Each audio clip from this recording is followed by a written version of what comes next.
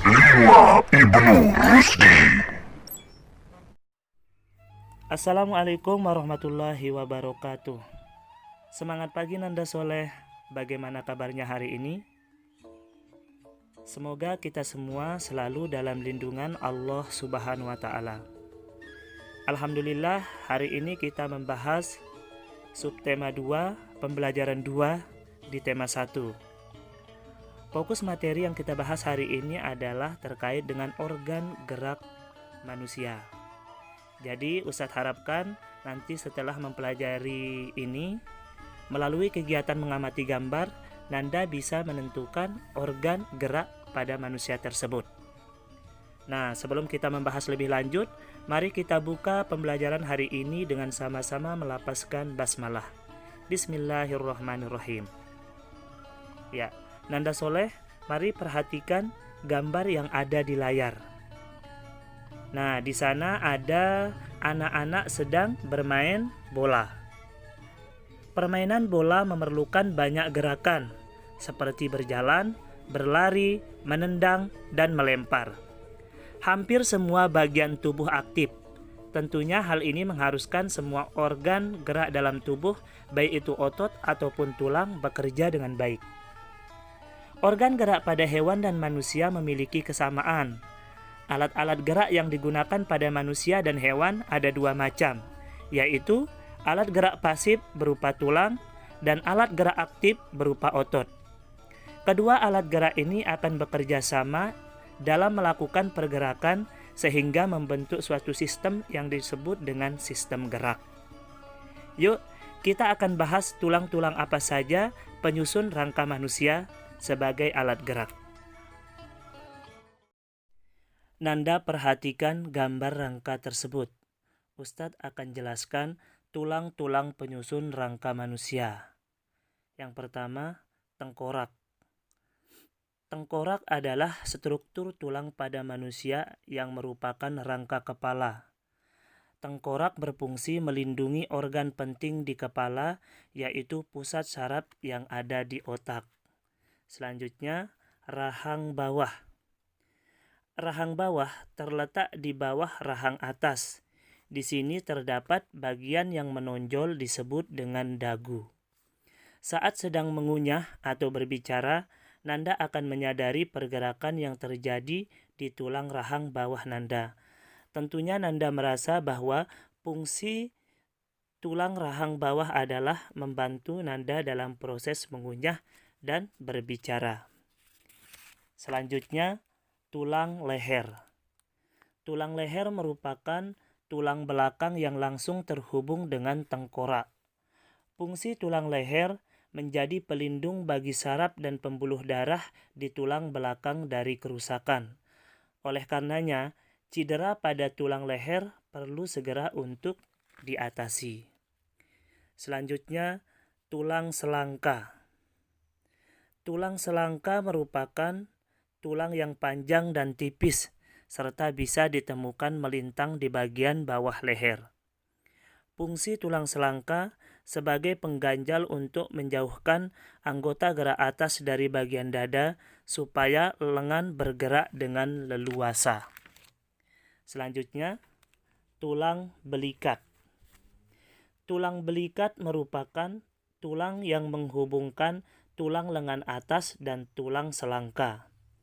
Karena tulang belikat sebagai penghubung tulang lengan atas dengan tulang selangka agar bisa menjadi satu kesatuan, sehingga berfungsi untuk menyokong dan membantu pergerakan lengan. Selanjutnya, tulang dada.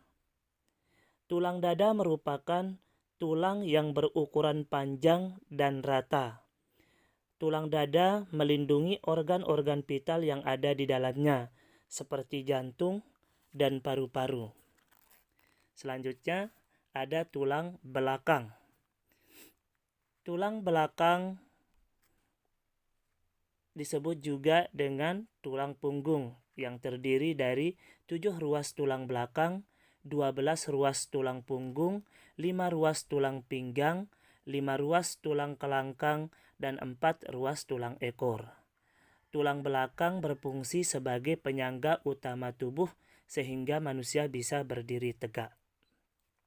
Selanjutnya, tulang panggul. Nah, tulang panggul ini adalah serangkaian tulang yang terletak di antara tulang punggung dan kaki. Area ini menjadi bagian penting dan melindungi organ reproduksi, kandung kemih, dan usus. Nah, Nanda Soleh, sampai di sini apakah Nanda sudah paham? Kalau sudah paham, mari kita lanjutkan membahas ke tulang berikutnya. Selanjutnya, tulang pengumpil. Tulang pengumpil adalah tulang lengan bawah yang menyambungkan bagian siku dengan tangan di sisi ibu jari. Selanjutnya ada tulang hasta.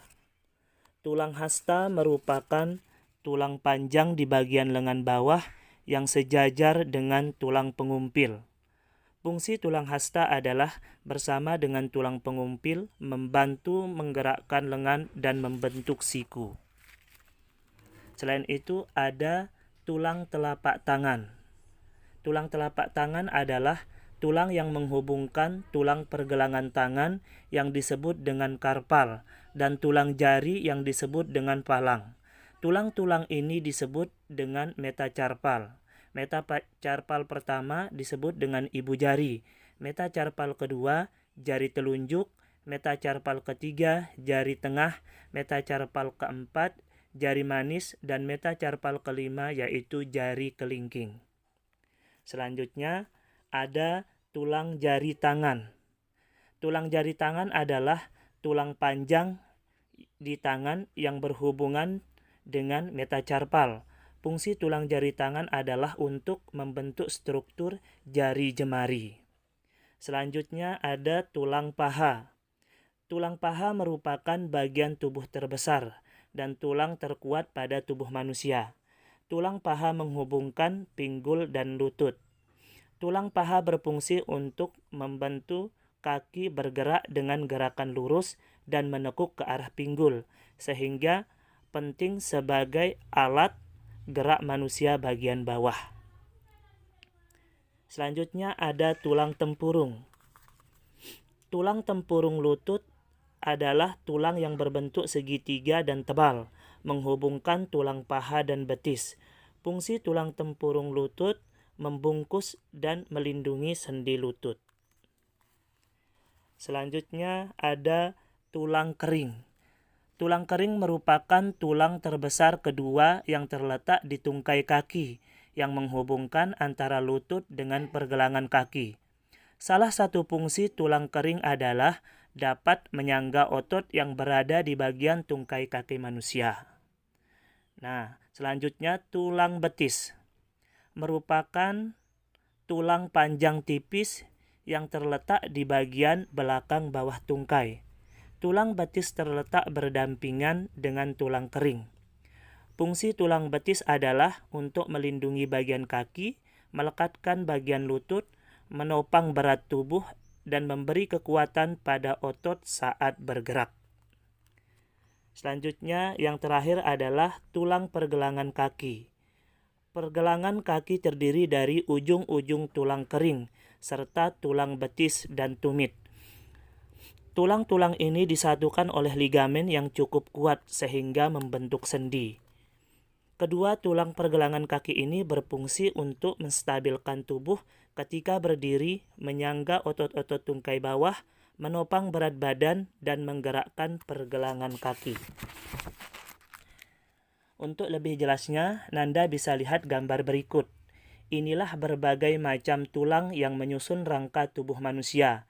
Tulang-tulang ini akan berkoordinasi atau bekerja sama dengan otot untuk menghasilkan sistem gerak pada manusia. Nah, untuk menambah informasi Nanda bisa baca buku tematik halaman 63 sampai dengan 75. Selain itu, Nanda bisa belajar lewat Google dan YouTube. Semoga Nanda paham dan penjelasan ini bermanfaat untuk kita semua.